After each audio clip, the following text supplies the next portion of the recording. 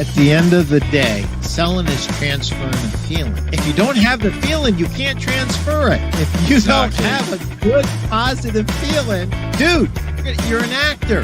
You have to sell and run your business from a place of positivity. And however you get there, God bless you. Welcome to the Pete Primeau Show. It is episode 166, and our guest, Tim McDonald, will be unleashed today. Let's pay the bills first, and then we'll get to Tim. If you haven't bought my book, Sell a Million, what are you waiting for? 101 tips for furniture and mattress stores to sell another $1 million or more this year. And I'd like to say thank you to my friends at the Mattress Industry Network group for sponsoring the Pete Primeau Show. I appreciate you, Steve and Greg. If you are in the mattress industry, we want you in this group. It's a group that's run by store owners for the benefit of the entire industry.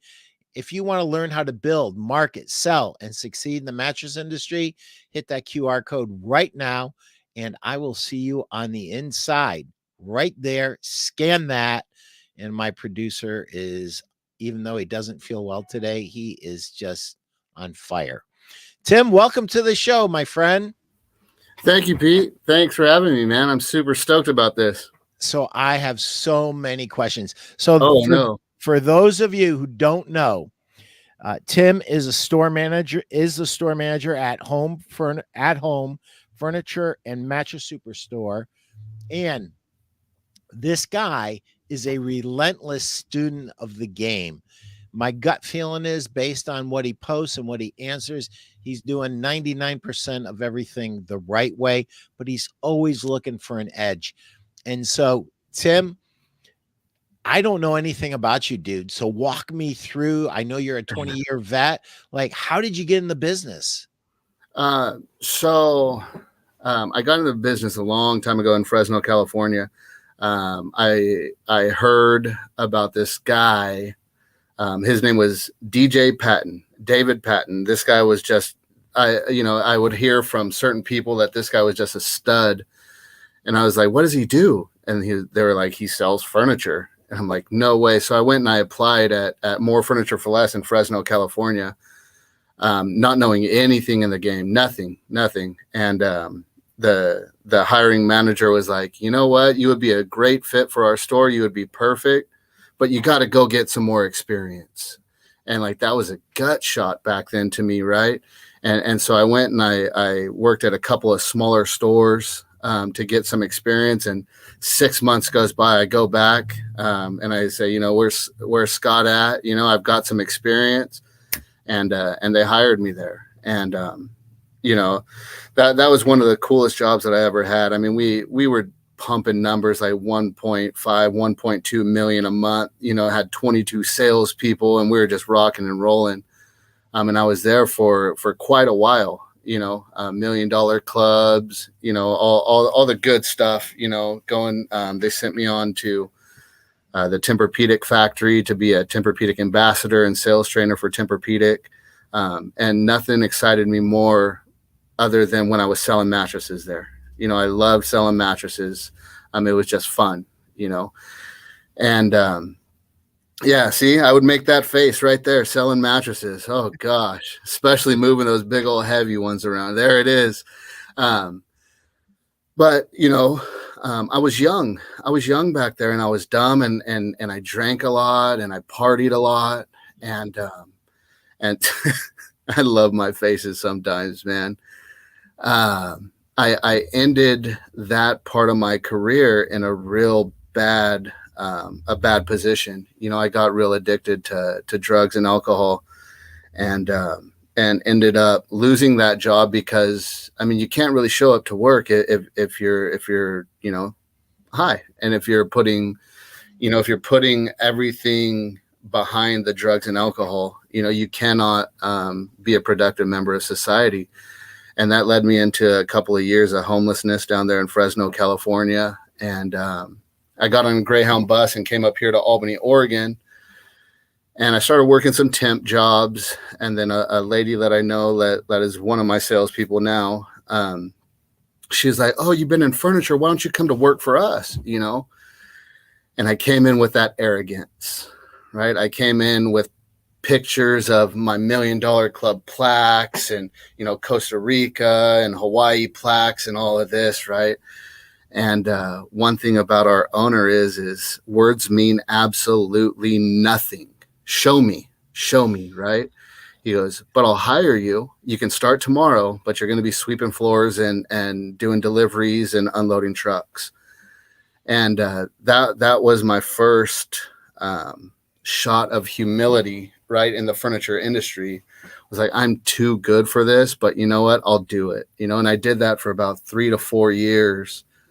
And then finally one day he's like, you know what? Come out here and sell for me. And I came out and started selling, taking me back to my basics and, producing numbers, of course. That's what sales is producing numbers.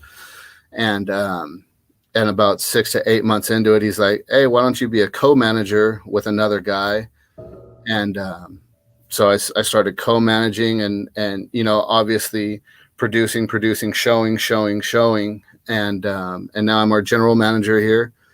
Never thought in a million years that I would be back in the furniture industry in a super small town. I call our town Smallbany, Oregon, because it's not like Fresno. Fresno had 650,000 people in it, and numbers were easy. There I am jumping on beds, but I never thought, right? So like I set a goal my first year to just write 1 million.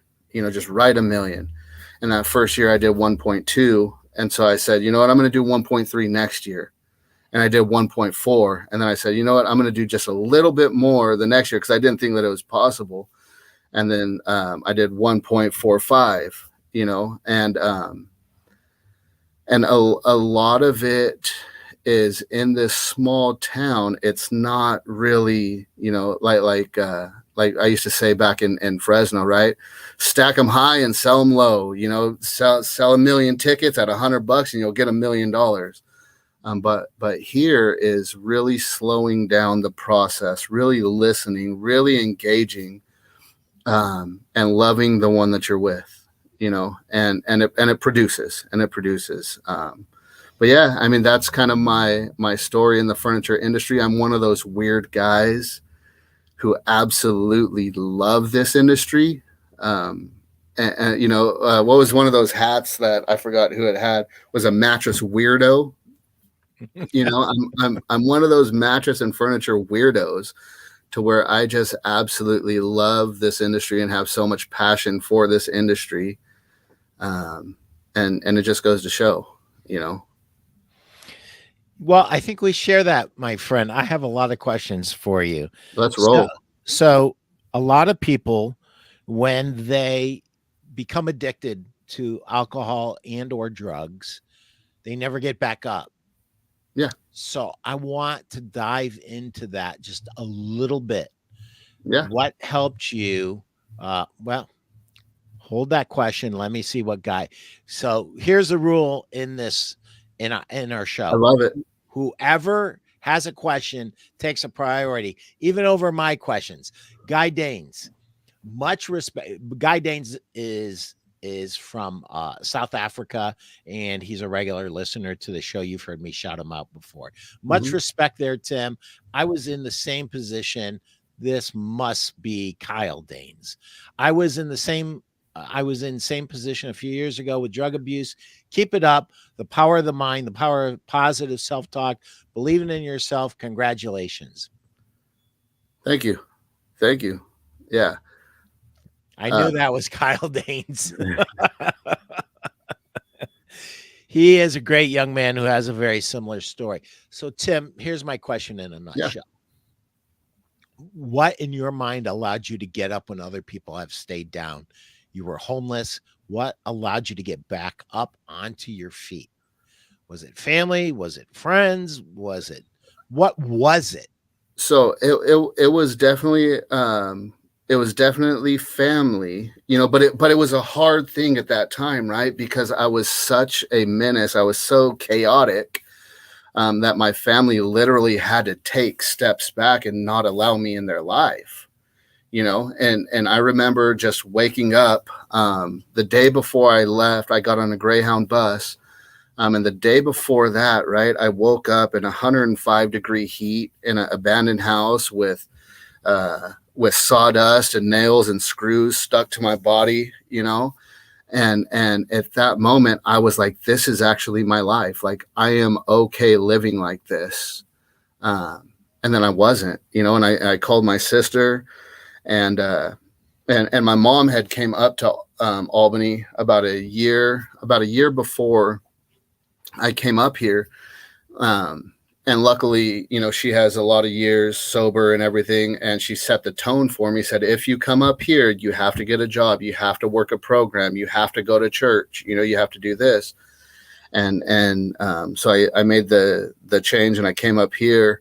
But, and here's that but, right? Because I didn't put God first. I put other things in front of my relationship with God, which about a year into it, right, I relapsed, and then I switched. I put my God absolutely first, no matter what, seeking vertical instead of horizontal things.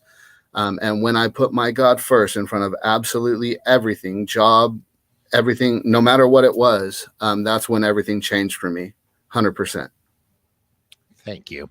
Thank you for sharing that. It's incredibly huge. And we do not know who's watching now or who will watch this in the future, and they will benefit from you sharing those details.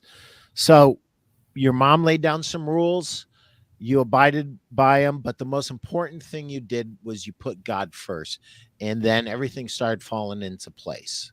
Absolutely. I mean, I have a couple of favorite quotes from books and things like that, but I mean, definitely hands down, my motto for my life, for everything, even when I come to work, right, is seek ye first the kingdom of God and his righteousness, and everything else will be added to you, right? Business, prosperity, marriage, children, everything, as long as this is okay for me, everything out here is going to be fine, and hasn't let me down yet. 100%. So I want to dive into this next piece, and that is, you considered yourself a salesperson. You had the awards. You were more than a salesperson. You were an award-winning salesperson. Then this next job you have, he's not letting you on the floor. So tell me what enabled you to be able to essentially swallow your pride and do the other jobs until you got your opportunity. I would absolutely love to say that I had an overwhelming experience with humility, and I just had to do this, right.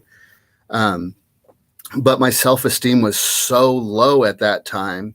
My self-worth was bottom shelf, bottom level, that I thought that is all that I deserved, and of course, over time that changed to humility. And then that changed into, okay, I have my eye on the prize. I know what I'm going to do, right?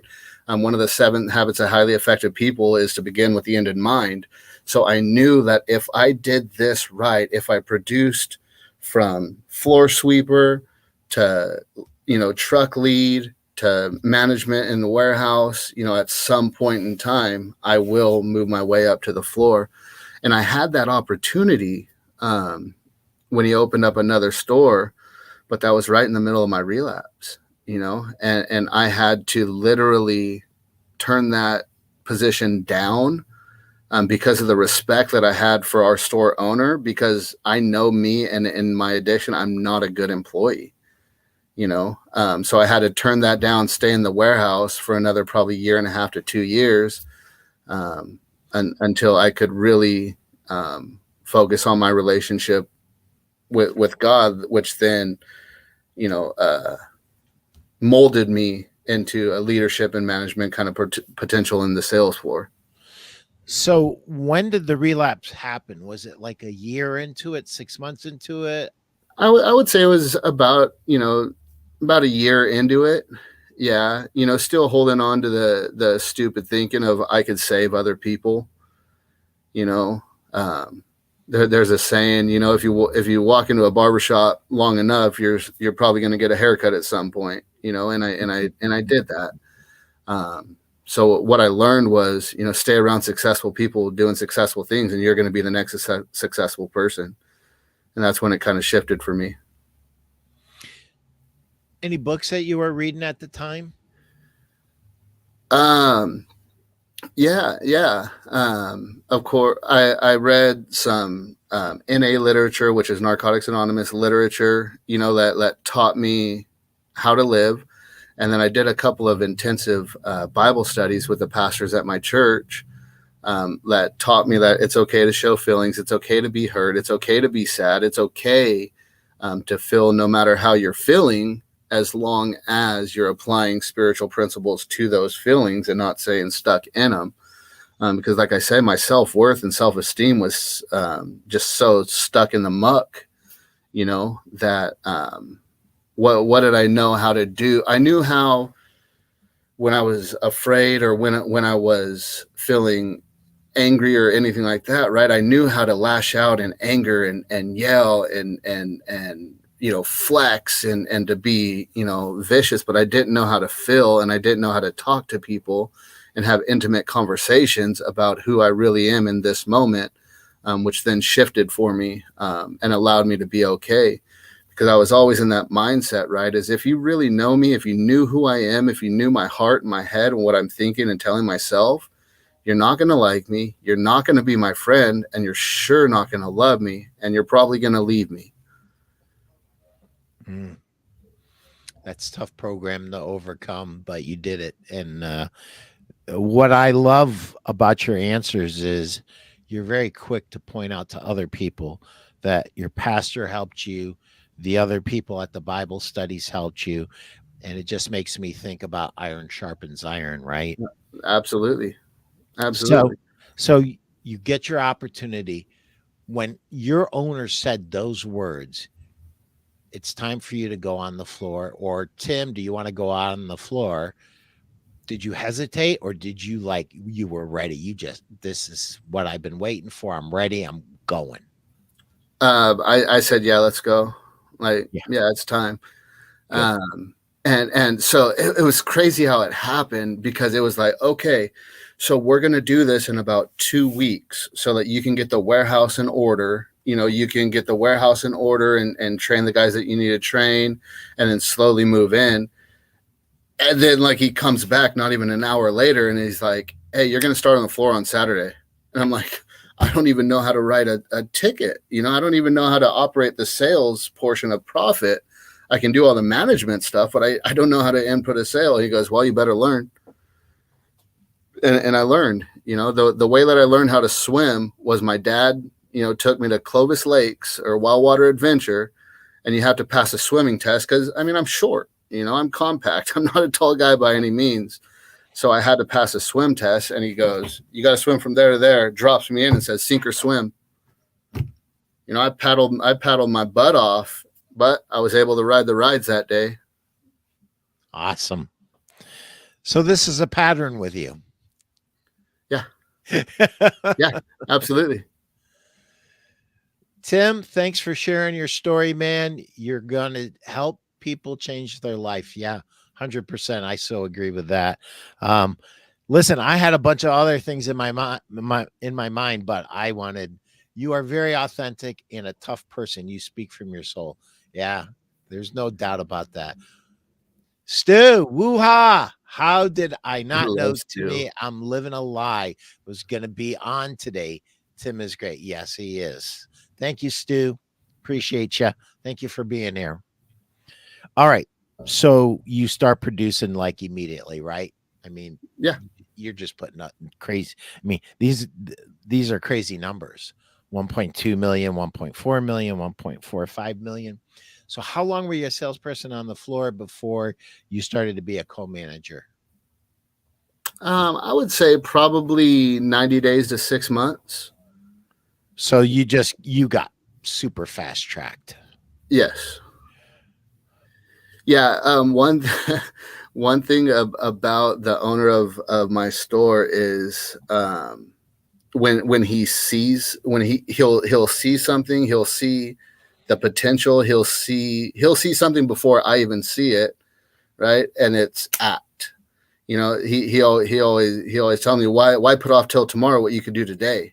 You know what I mean? And that's a reality. And that's something that I tell customers all the time. Why put off to tomorrow with something that we could do today? Like literally today's the second best time. Yesterday was the first, you Right. know? Right. 100%. All right. So we got the background stuff out, which I could literally spend hours on this, but I don't want to. I only have an hour, and you have some things to say that are important for store owners to hear, and I want to get into that. Yeah. So, in your estimation, right now, the traffic in most stores is down. Mm-hmm. Some stores that are focusing in on better goods are focusing in on sleep essentials and are doing a good job with all of that, attaching bed bases, um, selling the complete sleep system. Seem to be weathering the storm better than the other guys. In your estimation, you've been at this for over 20 years, you're having success. What would you tell a store owner who's struggling? How can they make it in 2024, which is turning out to be the tale of two cities, Tim? I mean, Yeah. I've got guys that are lighting it up that are going crazy. There's not a lot of them, there's just a few of them. And then I've got a bunch of guys that are kind of, you know, it's not what I want, but I'm gutting it through. And then I've got a few guys that are ready to throw in the towel any second. So, those guys that are ready to throw in the towel, what would you tell them to do to improve their chances of making it in 2024? Be different. Be different. Be different than the person down the street. Give them an experience that they have never had before. You know, and I mean, where there's no risk, there's no reward, right? And what we did, slightly in the midst of COVID, you know, we were unsure of where the business was going to go. And what we saw in the market field was everybody was tightening the reins, tightening, slowing down, pulling back. And so what we did, we went all in. We started ordering extra stuff. We started turning the tides toward more premier goods, premier upholstery, premier mattresses, and we went all in. And then we shifted, right? So if we go from having 10 people in the store to 2 salespeople, you're going to have to kind of bounce back and forth. Are you doing okay? Is there anything that I can do for you? You're going to have to kind of, you can't get as intimate as you can when there's only 5 people in the store in a day. So what I would say is obviously be different, slow down, and build that relationship, man. No matter, there's time and time again where I talk about absolutely nothing furniture related at all. But what I'm doing in those moments, right, is I'm garnishing empathy with somebody that I'm a human being, and let's just talk. Let's just hang out for a little while. I had a customer a couple of weeks ago come in and say, I don't care what you do, I ain't buying today. Right. And I looked right back at them and I say, that's no problem as long as we can become friends. They ended up buying, I want to say like 14 or 15 grand. And at the end of it, she's like, okay, I'm going to go ahead and get this. And I go, no, you're not. You can't lie to yourself. Don't you break the promise that you made to yourself. And she's like, you better get to your desk. Right. But that's what makes it different. That's what makes it enjoyable. And that's what makes, I don't like to like toot my own horn per se. You know what I mean? But that's what makes me different. is that I have fun with my people. I relate with my people. I talk about their shoes. I talk about their family. I talk about their cars. I ask them, and people may shun me. That's okay. I ask them about their faith, and it generally comes off like this. I don't know if you guys are faith-led people, but I am, you know, and then boom, oh yeah, yeah. And then all the conversations start, and then, right, the relationship happens, where there's no relationship and no trust and no empathy and no a human experience, right? There's no emotional ties to your guest, which they're going to walk out, you know. They're not going to remember you when they come back, but they will remember somebody that talked about their family, their kids, or their faith. That what you just said is so good, because the next question I had was, give us an example, and you gave us an example. That is so good. And so one of the things that you said a few moments ago is super important for every store owner. If you're too vanilla, Yep. if you are regurgitating crap out of a book, Yep. you ain't selling. You are not selling, and you deserve to be out of business. You've Absolutely. got to take a risk. You have to take smart risks. You risk a little, then risk more, then maybe risk a lot. Risk a little, then a little more, and then a little more. And I got to tell you something, Tim, that's one of my favorite things. If somebody told me that they're not buying, it doesn't matter what it is. It could be a container. Dude, you told me you're not buying. My pen's down. I'm not doing it. Yeah. Can't do it. Pete, pick up your effing pen. Right? So that's the kind of relationship I have with most of my dealers. And I'm like, all right, I'm here to serve you after all. So, but what are we so afraid of, Tim? Why do we walk through this life not being this. ourselves? What are we afraid of? So in my experience, right, I didn't like myself. I didn't like who I was in here until I started liking myself in here, right? Until I started being a loving servant and having empathy and care for another human being, because I didn't love and I didn't care for myself for so long, right? Now I love people, and now I can build a relationship with those people. But I see like a lot of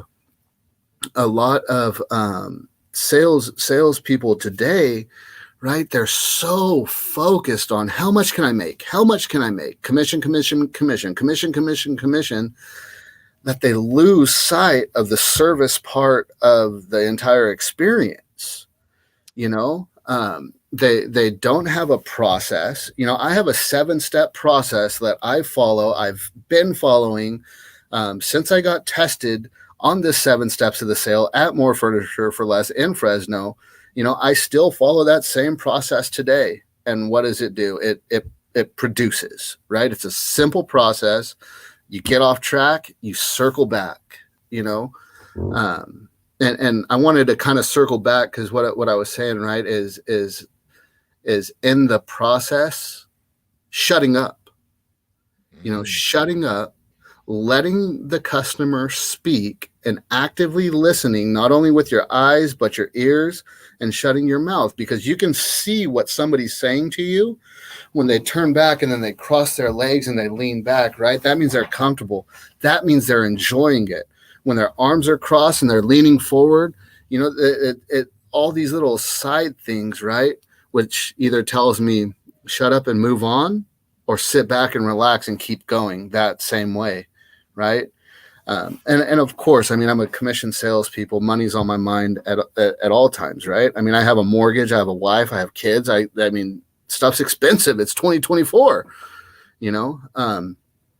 but the end of the day, servicing the customer and giving them the experience that nobody else in the market's going to give them is number one for me. So I want to dive into this just a little bit more, because you were just on the verge of of really giving us something that almost every store owner, almost every salesperson needs to really get their arms around. Creating the space for them to talk, for them to emote. I don't really care what they say. I care how they're saying it. Yep. What's the feeling? So here's something that you can't do when you're a selfish prick and all you care about is your commissions. You can't lay you down Yep. and just receive the customer. And that sounds like, wow, Pete, that sounds like, something really weird. No, That's the it's reality. like when you care about that customer and you care about the relationship so much that you say to the customer, I don't care if you buy or not. I just hope we can be friends. I love that. And when you looked at them, they knew it was true. Yeah. And you already know that if you really become friends, the money's going to follow anyway. And that doesn't, but the reality is you were willing to take a risk there. And so many salespeople are like, they would just be hands off and let the customer walk around and like not even be helped. And I think that's the biggest mistake that we make as salespeople and as store owners who are selling on a floor. We don't risk enough. They're already not buying. So what is it that you think you're risking? And I love this thing about the commissions. I used to tell my salespeople, if you're even thinking about your commissions during the sale, you are not in the present moment. Yep. You are not receiving all the little teeny tiny inputs that the customer's given you. And you are not in any place. If you're in a place of selfishness and greed, you cannot receive what they're giving you. And you don't know. So I want to jump into this. That most of the time, the reason your customers aren't buying isn't because they don't like you, isn't because your store doesn't have enough selection, isn't because your prices are too high, even though customers love, as a matter of a negotiating tool, say that to you all the time. So you get a healthy dose of that in your life. And I do too. All right. Yep. But when we just listen to them and really care about them getting the right thing, all of a sudden you start to pick up every little cue. And sometimes the 800-pound gorilla that's in the room is the last purchase they screwed up on. And it may not have been furniture. It might have been a crappy home that they don't like and they got high pressured into it. Might be an automobile that they bought and they got high pressured into it. And they have no confidence in themselves. So what happens? I'm going to tell you right now what Tim's doing, and he's going to respond so that I'm not putting words in his mouth because that ain't sanitary. So when Tim finds a customer that's not confident, but he has absolute confidence, they can borrow his because they're friends now. Because they're no longer salesperson on this side, customer on this side. We've crossed that barrier. We're on the same side of the table. And Tim, I already know the answer to this. Would you ever put your financial needs ahead of the customer's true wants and needs? Ever? You'd rather lose the sale, right? Absolutely. Me too. Absolutely. Me too. And guess what happens when they feel that? That's a feeling that they get from you. Guess what happens? They want to buy from you. And guess what happens? Absolutely, Stu. You're 100% right. 2 ears, 1 mouth. They should be talking more if the proper questions are addressed. 100%. Keep them talking. And Columbo, right? Oh, Yep. Could you explain that? Yeah. Asking those questions, creating that space and that silence. And, when your heart's in the right place, all the gestures and all the things that you learn in these sales trainings, you do those naturally. You Yep. do them, they just come out of you. And when they just come out of you because your heart is in the right place, that's where the magic happens. So Absolutely. I've been doing all the talking. By the way, my friend Mark Hunter, who is a high level sales training guy, he calls that commission breath when Yeah. you're focused on what you and you talk differently and you make eye contact differently and you become slimier when you're thinking about what your commissions Absolutely. are. So You I've know, been doing all the talking and I can tell you're just dying yeah, to jump in here. yeah, I kind of want to circle back to where you were talking about, right? That elephant in the room where people have had the bad experiences, right? Yeah. Yeah. And I generally ask them, and I learned this from my wife, you know what I mean? Believe it or not. How did that make you feel when that happened? Mm. Right. And then what does that do? It draws out the emotional experience that they had. And I simply just respond with, not, I'm going to fix that. I'm going to do better. I just say, you know what? I'm sorry that happened to you. I'll definitely make sure that nothing like that is going to happen to you when you do business with our company. Right. Oh my gosh. Where did you guys go? Okay. There you are. Okay. Whew. You didn't go anywhere, brother. Oh, buddy. It's all good. And then another thing too, like to circle back with what Stu said, and I know that he's probably seen and heard this from Ryan Stewman, right, from Apex. He says in sales, right, the person who speaks the most earns the least, right? So if the salesperson is talking a lot more than the customer, guess what, buddy? You just lost that sale 100% of the time. Because you're over talking them, you're not listening. You're if you are listening, you're listening to respond and not to empathize and not to take it in. And you're not asking if I'm hearing you correctly, you're saying this, right? Nodding your head. They're nodding their head. You're now nodding both of your heads. You're now connected. You guys are now making eye contact, and now the sales process has begun. Yeah. Yeah. That is so good.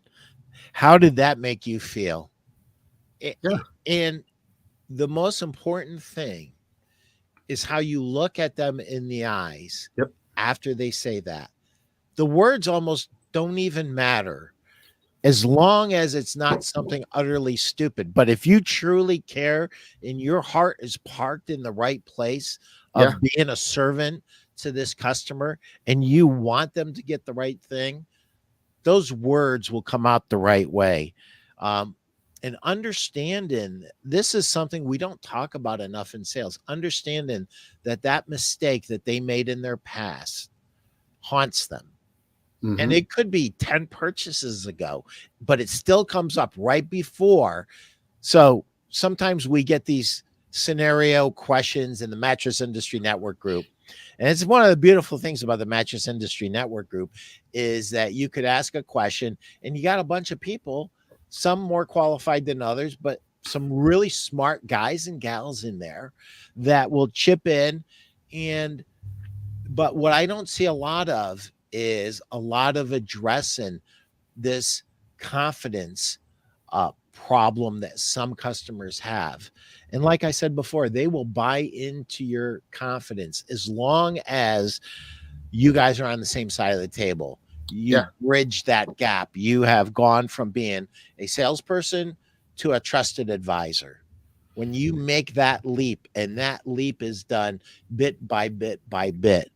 So I want to ask you this. It's easy to say be different.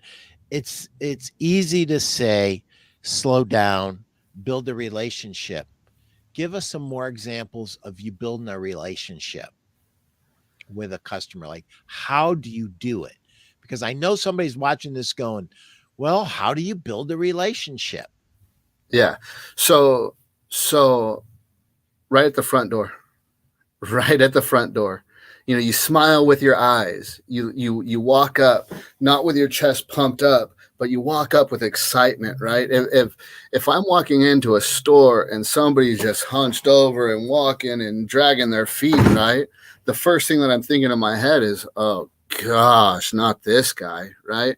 So walking up, shaking their hand, getting their name, repeating their name back to them, and then just having a conversation with them, laughing, joking. It's literally not that hard.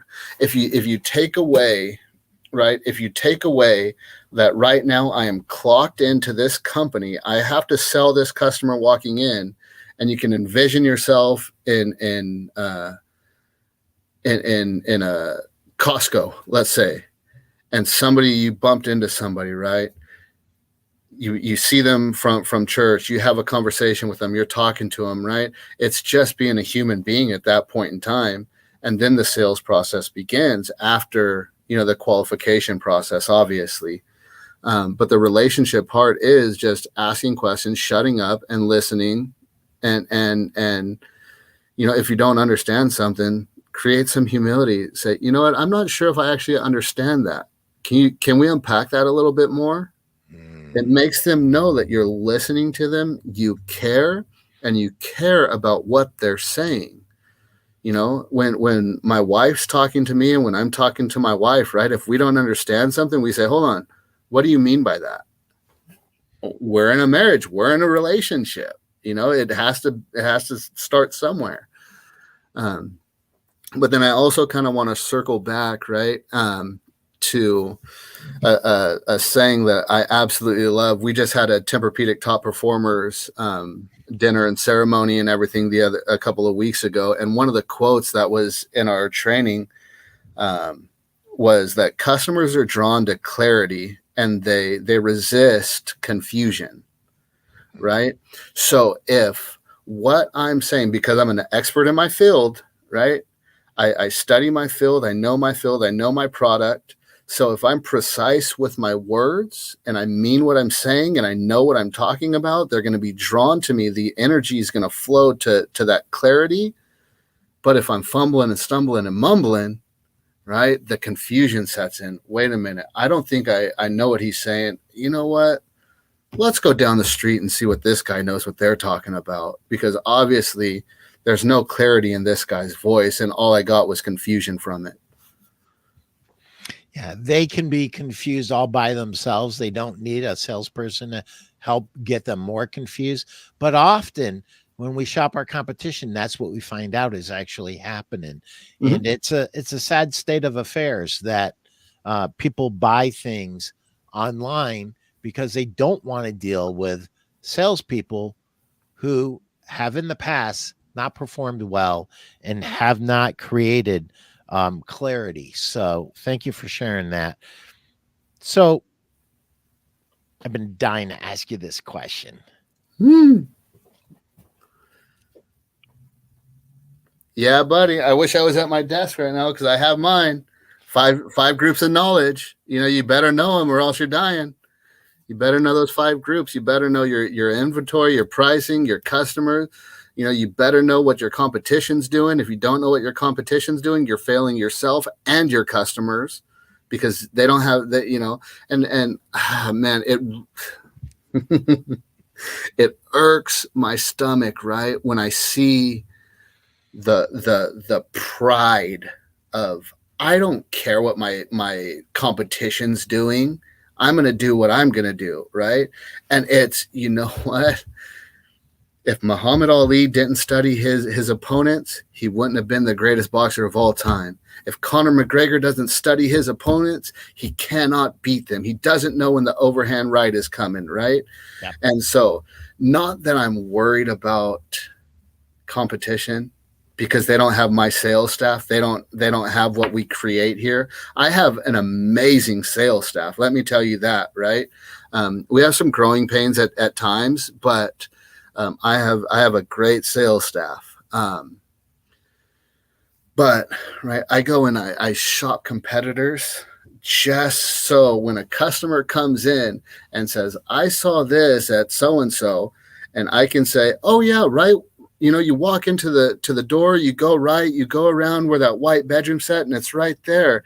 Yeah, the store looks absolutely amazing, doesn't it? Shaking my head once again, letting them know, okay, don't lie to me because I've been there too. It creates that integrity that they didn't have with you, right? It creates that bond of, oh yeah, he has seen it. He knows that it's the same price, that I was just going to try to lie to him and say that they have it for $500 less, right?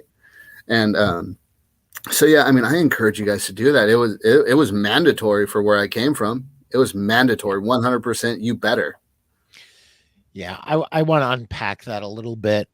Um, it's great to break down the barriers to become friends, but people want to buy from somebody who knows his or her business. Yeah. And what Tim just demonstrated was competence. I'm competent. I shop my competition. I care. I know I'm an expert without beating himself on the chest. But that's brilliant because I used to do the same thing when I was in retail, and I still do the same exact thing in wholesale. I mean, I'll even have some of my competitors' model numbers memorized along with the price and along with the features and benefits that they don't have that I do have. And when you say that to a potential customer, and you know more than they do about it, all of a sudden they're like, this dude knows what he's talking about. I better just play this straight and figure out a different way of here's the I love this book. This is another one. This thing is a playbook for all retail salespeople. I was when I worked at Sutherland, Drew Reichart recommended this to me. How to sell margins at higher how to sell at margins higher than your competitors. It's by Larry Steinmetz and William Brooks. It's a great book. And what it does is it lets retail salespeople know the game that's being played. So here's part of the game that's being played every day. Store owners really listen to this because it's super important. Your customer's job is not to tell you the absolute truth. As a matter of fact, your customer is going to lie to you. Mm-hmm. Make your peace with that. They're going to lie to you. Their job in their minds is they want to do business with a quality company, but they want the best price. So what are they going to do? They're going to shop everywhere. They're going to get the best price, and then they're going to go back to the store that they want to buy at, and they're going to say something like this: hey, Tim, I've been shopping around, and I did find this item for less. Now, what they're not saying is the other guy doesn't have it in stock and I'd have to wait 6 to 8 weeks. What they're not saying is that's a dirty window store and I would never want to buy anything there. I don't even want to be seen in that store. And I sure as heck don't want that truck showing up in my neighborhood. They're not saying any of that.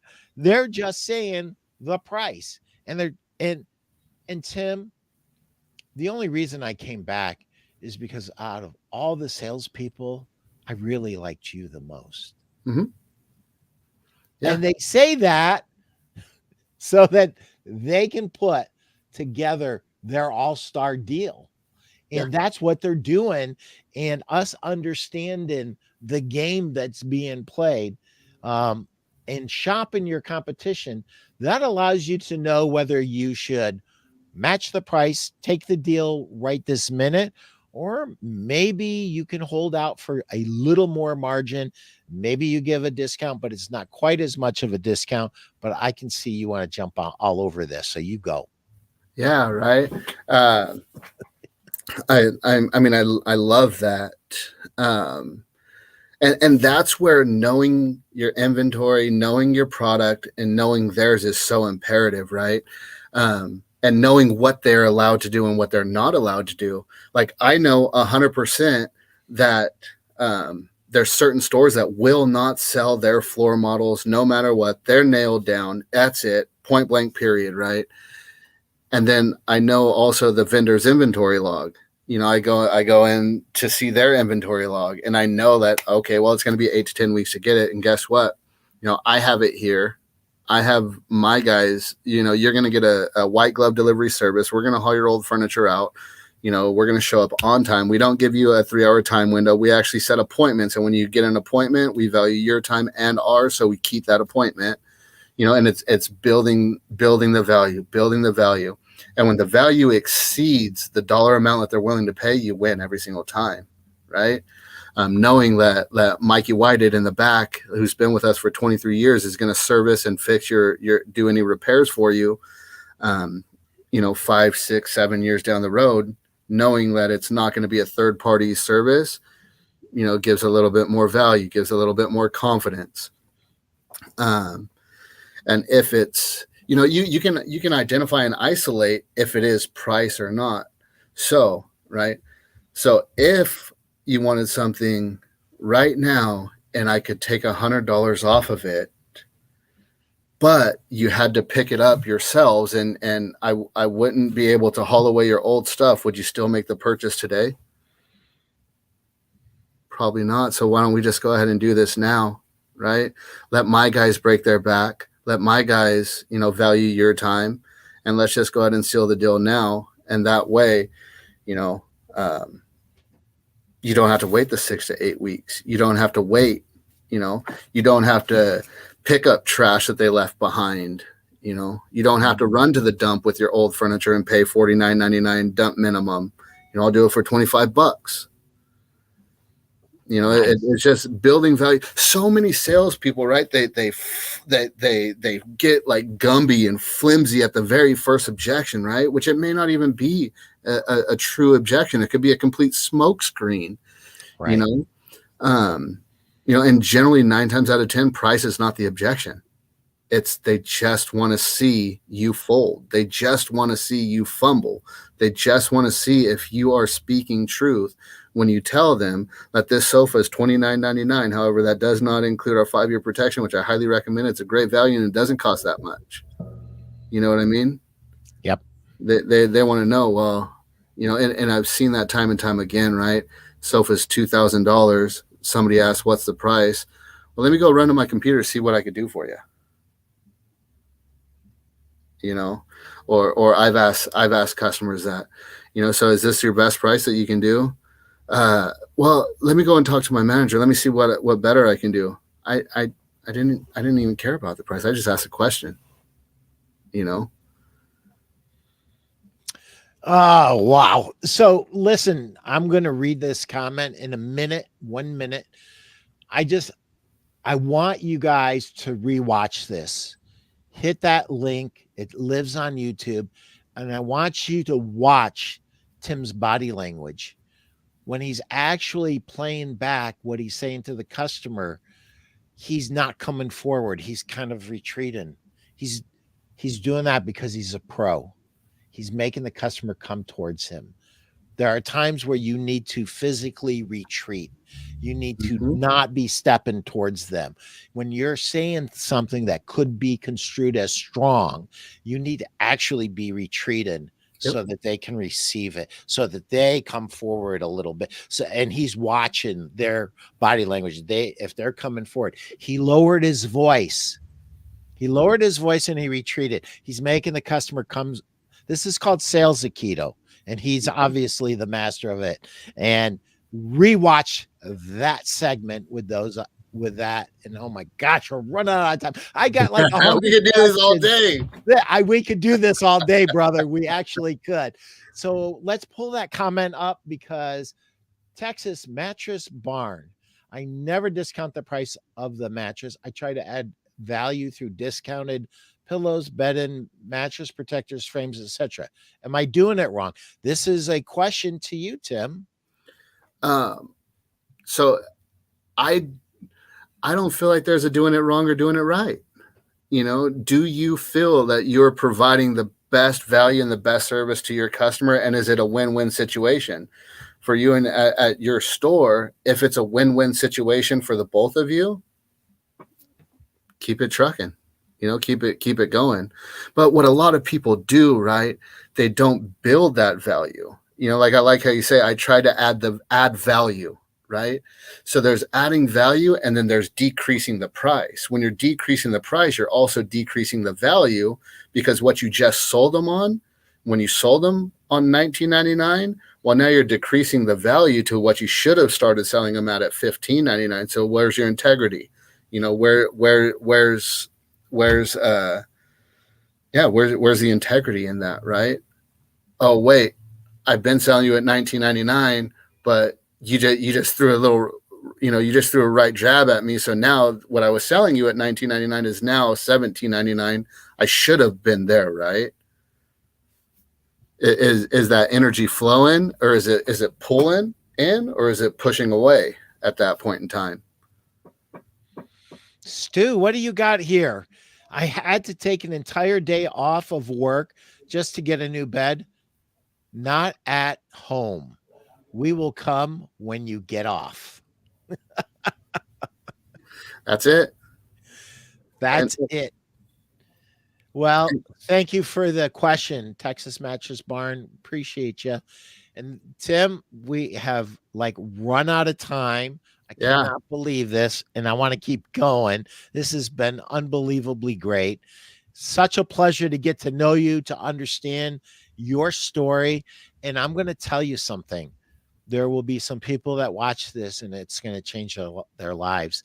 And there's going to be some store owners that will get some direction, and it's going to change their lives. If somebody wants to continue the conversation, Tim, how do they get a hold of you? Just give me a call, 541-730-2071. You can always find, hit that message button on the Facebook Industry Network. I'm pretty active in that. Just give me a call, shoot me a message. I love what I do, and I love helping people. Absolutely. I have a couple of guys that hit me up almost weekly in here, just to ask, for advice and things like that. And it's all about winning. You know what I mean? It's all about winning. Period. When us as an industry can come together and boost what the industry is meant for and supposed to be, we're all going to win. Did you see Eric's comment? Yeah, that guy right there, Eric Rodriguez, is an absolute Tempur-Pedic stud in Fresno, California. Cheers, my brother. Great job. Thank you, Eric, for making a comment and supporting Tim. And Tim, you just helped a bunch of people not only sell 1 million, but you also might have saved a life today. So thank you very much for being vulnerable, for sharing your wisdom with us, for sharing your story with us. Guys, go out there and sell 1 million, and we'll see you very soon. Next week, as a matter of fact. Tim, thank you. All right, my pleasure. Thank you for having me on, man. It was fun. You bet. Take care, buddy. All right. Bye-bye.